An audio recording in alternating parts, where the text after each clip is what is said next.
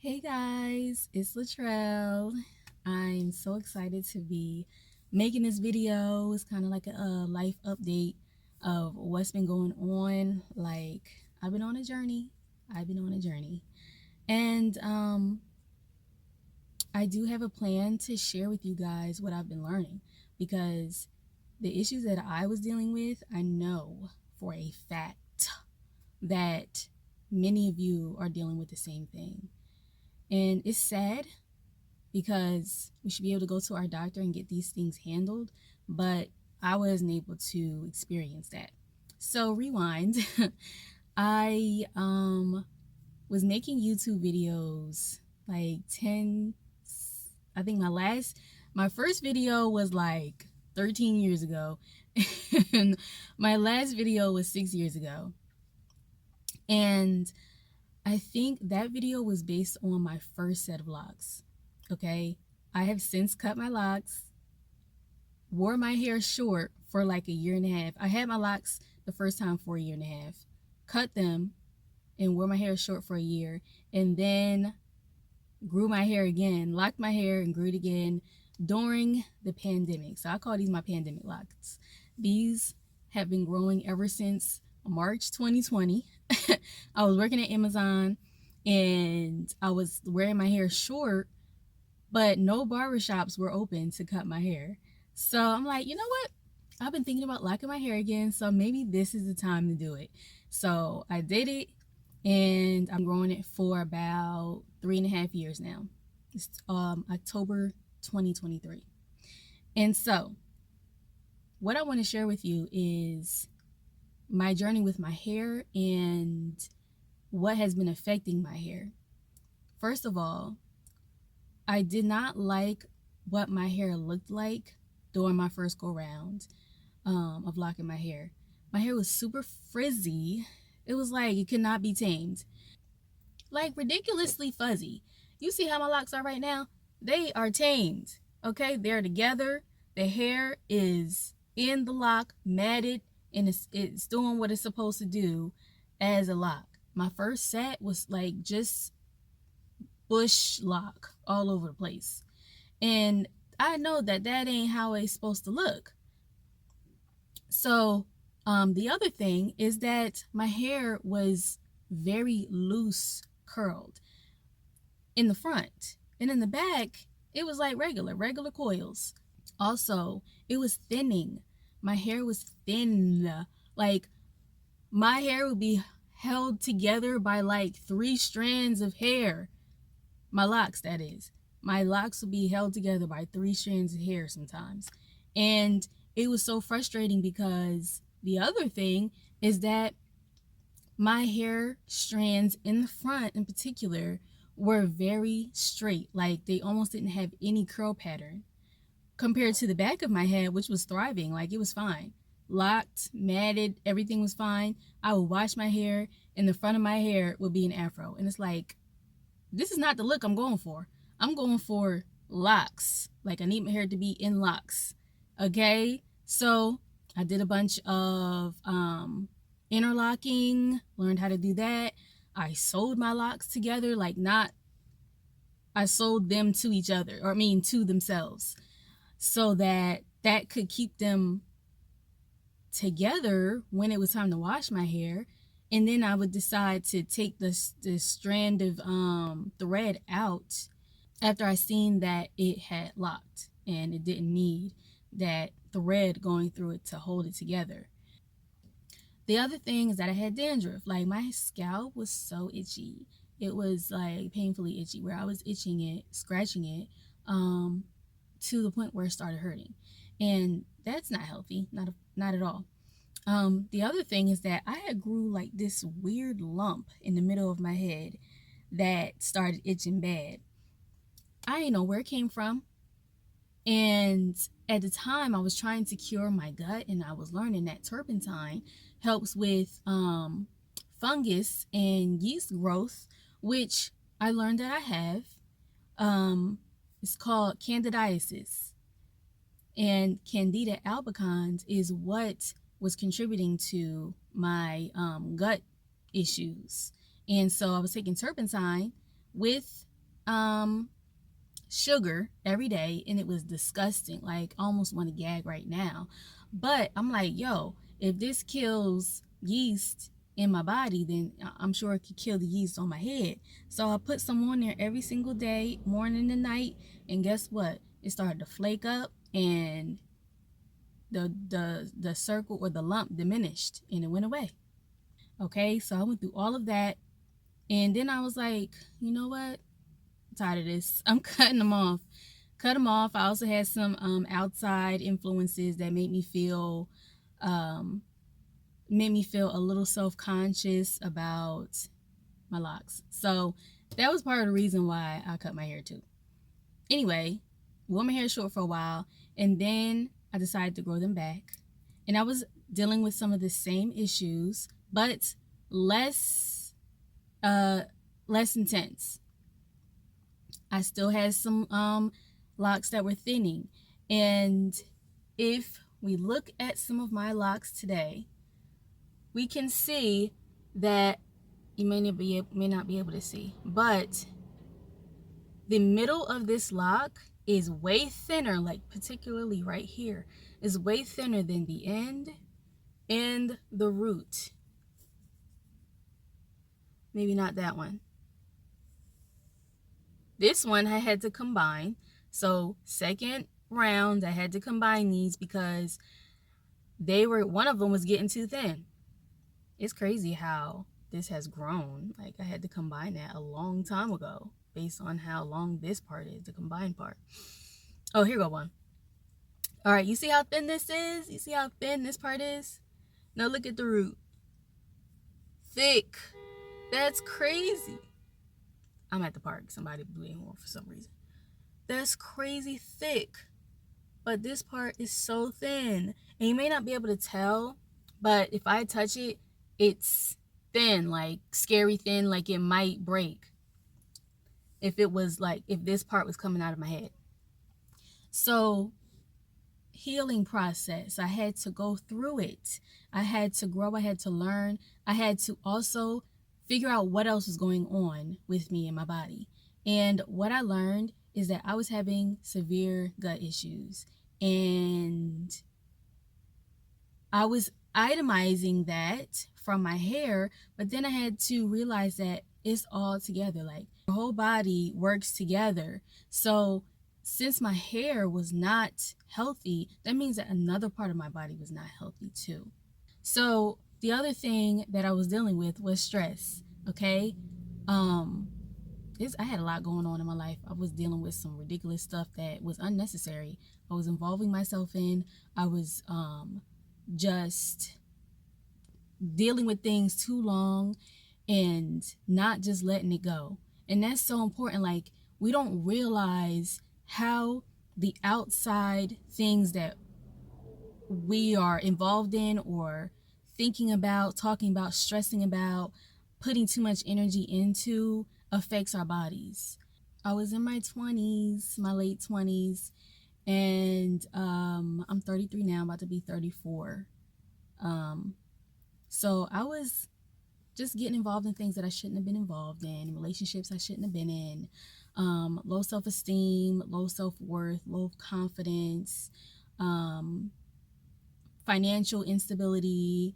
I had an issue with working a job because I didn't like the way I was being managed. And so I did Uber for like 2 years. Then I worked at Amazon. Then I did Uber Eats. And then I worked at Amazon again. And then I did Shipt. And then I worked at Amazon again. And then I did like this weird door-to-door water delivery sales in Philly. That was a dangerous job. Okay, I was scared, and I was out knocking on doors around this time of the year. I think I got the job like October of 2020. October of 2020. So it was dark outside, and I was doing this into Christmas. And then I was like, you know what? This is not for me. Nope, it hasn't been for me for a while now. And something solidified in me, like, I'm done. So, um, financial instability. By the way, that job was based on commission. So if I didn't make any sales after doing that for 5 hours straight in the cold, I just didn't make any money. Yeah, I was taking risks. Okay? I was taking risks. And that had a lot of wear and tear on my stress level, which converted to stress in my hair, in my scalp, in the way it grew out of my scalp. Okay, so cool. So my health was bad because my digestion was bad because I was eating the wrong food. Okay, now the food, I didn't know what the right foods were that I should have been eating. And this has actually been a lifelong thing. So ever since birth, I've been eating the wrong food. And my health has been getting worse and worse and worse.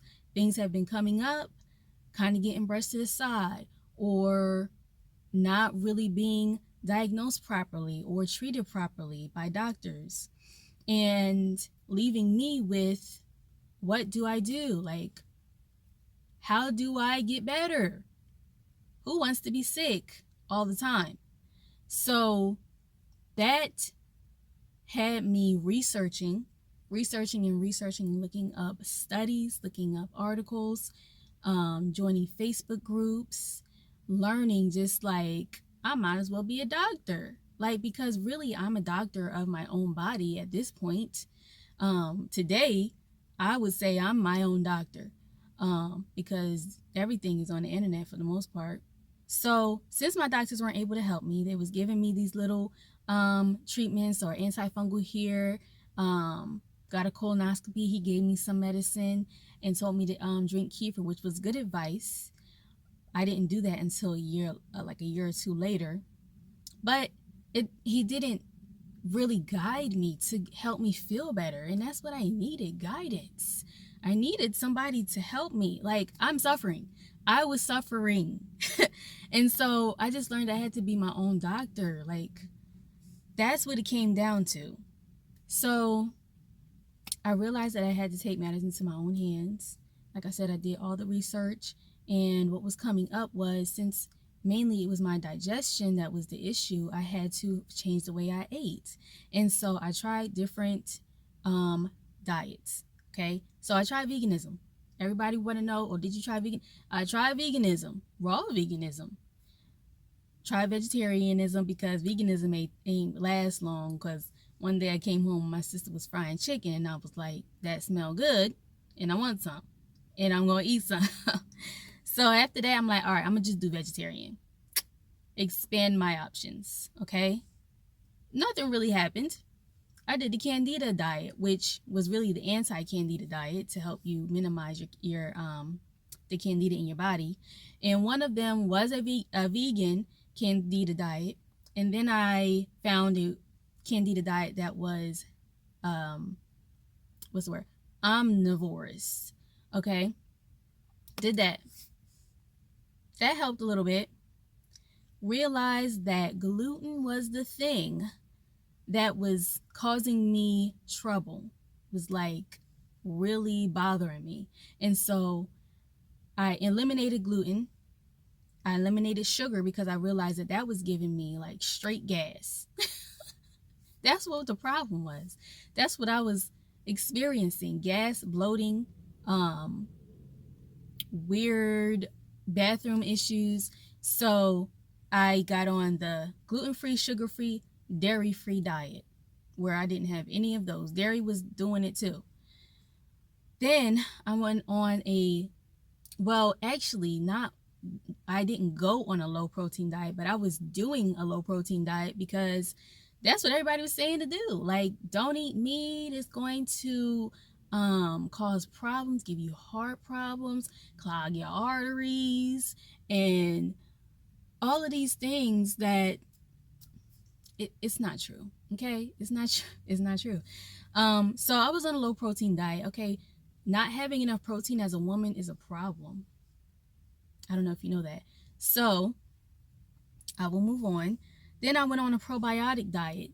The probiotic diet consisted of me reincorporating dairy back into my diet, okay? Because I was culturing it to turn it into kefir. I was making my own kefir, guys. Turning milk into a fermented drink. And it was like tangy and it was like really good. And I was making my smoothies out of it. And or I was making my smoothies with it. And it was like I had a long stint with that. I even got my mom to do it.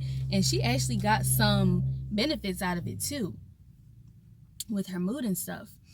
And the other thing is that my hair started to thicken while I was drinking the kefir.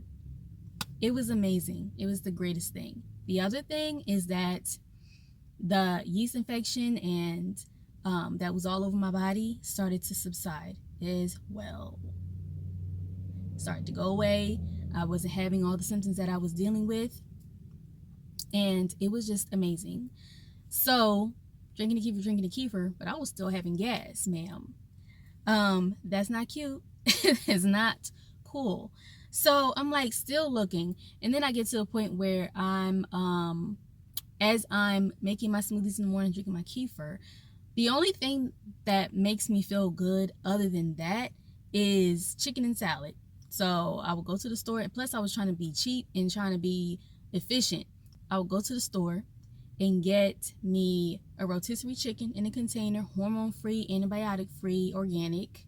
And I would give me a bag of salad and some Italian dressing, and I would just eat chicken and salad. Slice the chicken off the carcass, put it on the salad, Italian dressing, go to work or eat it for dinner every single day. And it was easy. It made me feel good. I didn't have to worry about what I'm going to eat. And it worked. And actually, it worked for a reason, because as I get to my next 2 diets that I tried, that I'm on now, this is basically an adaptation of that. So, the next diet I tried is the blood type diet.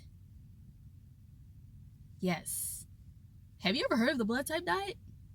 Probably not. I was at a vegan juice shop, and they have books on the shelf that they were selling. One of them was the blood type diet book. And here it is. It is called Eat Right for Your Type. Ma'am. So, I was intrigued. I grabbed the book off the shelf, got my drink, sat down. I'm like, let me look at this and see if it's any good. Because they also had blood tests that they were selling right next to the book. And I read it as much as I could. Like, I know how to skim a book good. And I as I was reading it, I got to the point where it was talking about the different blood types. The different blood types are A, B, and O, okay? And it was getting good. So I'm like, oh, I want to read more of this. I don't have all the time in the world to read the whole book right now. So I'm going to go to my library and get the book and spend more time with it. Got the book, read it. I read the section for type O. I actually read all the sections, but the section for type O just yelled at me, okay? It talked about how type O's deal with candida. It talked about how type O's can't eat gluten, dairy, coffee. Yo, I didn't mention coffee, but coffee, you better not put coffee in nothing that you give me, because I will be going straight to the bathroom. It's a wrap. So when it said all these things, I'm like, I'm type O. I have to be type O. So I went back to the vegan juice shop and got me a blood test. Took my blood test and I was type O. Hallelujah, because I'm like, finally, I am able to know a part of my identity, and I'm able to follow a path based on my blood type. Okay, let's get it. So I looked at the list of foods that were highly beneficial, neutral, and foods to avoid. And I realized that one of the foods that I was eating that I shouldn't have been eating was avocados and potatoes and corn. I went through my freezer, girl. I had so many different types of potatoes, like tater tots. Love them, love tater tots. I had potato. What else did I have? Hash browns. Potato wedges that you put in the oven, and like many other different types of potatoes. Like potatoes are good, and like following the vegan diet, that I should be able to eat potatoes. Potatoes are vegan, right? Potatoes should be healthy. No, no, no, no, no, no. Okay, but it did say that sweet potatoes were highly beneficial for me. So I'm like, yeah, I'm loading up on the sweet potatoes. I'm making all my meals got a sweet potato with it. Okay, so what blew my mind is that beef was highly beneficial. It said that type O's should be eating red meat. What? I should be eating red meat? Like I've never made a steak before in my life. What's up with that? So what about all the studies, and what about all the doctors telling people don't eat red meat, it's bad for you? What's up with that? That's what I was not understanding. That blew my mind. It blew my mind. Okay, cool. So I'm like, I'm a meat eater. I'm a meat eater. The other thing that is said is that dating back thousands of years, the ancient our ancient ancestors that were type O, because type O is the universal blood type, meaning anybody who needs a blood transfusion can get type O, can take type O. But also type O's were the first blood type that's been recorded. All right, so type O's were the first blood type. So the first people were like hunters and gatherers. They was killing animals and eating them. I mean, that's what we know. Okay, the type O's were doing that. That's what's in our blood as a type O. So what the book said was that type O's were in a mild state of ketosis all the time. And so that was a buzzword for me, because I was thinking about doing the ketosis diet for a minute. I just didn't know nothing about it yet. So I'm like, okay. So I'm doing the blood type diet, and I realized that I'm still having gas. And I'm just like, why? I'm eating the foods I'm supposed to eat for my blood type, and what's the problem? So I'm like, let me try ketosis. Let me learn about that. Learned about it, and guess what it said? You need to cut the carbs, ma'am. You need to take the carbs out and up your fat intake.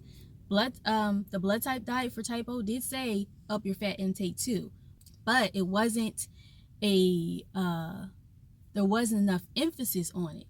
And it also wasn't enough emphasis on limiting your carbs. So that's why I didn't do it. So when I learned about ketosis though, that's when I started to eliminate carbs, because I'm not eating gluten, I'm not drinking milk or dairy, cheese, nothing like that. I'm not eating corn anymore, I'm not eating potatoes, but I am eating other starchy foods, other carbohydrates that still break down the sugar in the body, just like those other foods that I'm not eating that break down the sugar. The other carbs still break down the sugar. So that's when I started implementing ketosis based on my blood type. So yes, I'm eating foods that are according to my blood type, but I'm limiting the carbs out of that. I'm getting narrower by limiting the carbs. So that is what's been saving my life lately. Okay? That is what's been helping.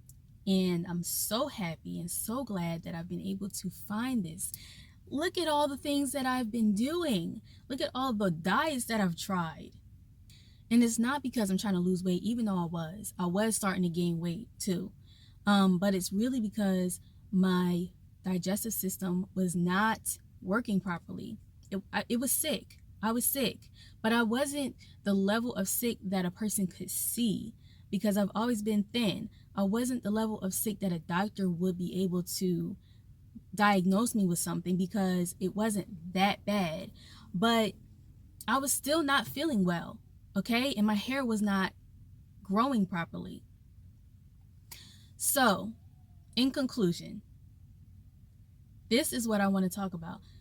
I want to get deeper into this information as well as other things like stress, spirituality, meal prep, managing your money, creating some stability for yourself in your life. Like, this is all in cahoots with your health, okay? Your hair, of course, but you want to look good and feel good all over. And it's crazy what your diet can do for you and what it can take away from you. It's mind-blowing. I read so much, like I'm reading like 3 books right now at the same time, and I'm just learning so much more. And it's like, what, really? Oh my God. Like, it's just mind-blowing. So stick around, go ahead and subscribe. Stay subscribed if you are already subscribed, because this is going to be able to help you. I want you to be able to feel better, especially if you learn that you're a type O. Yo, you're going to change your life. So subscribe. 1, like this video if you like it.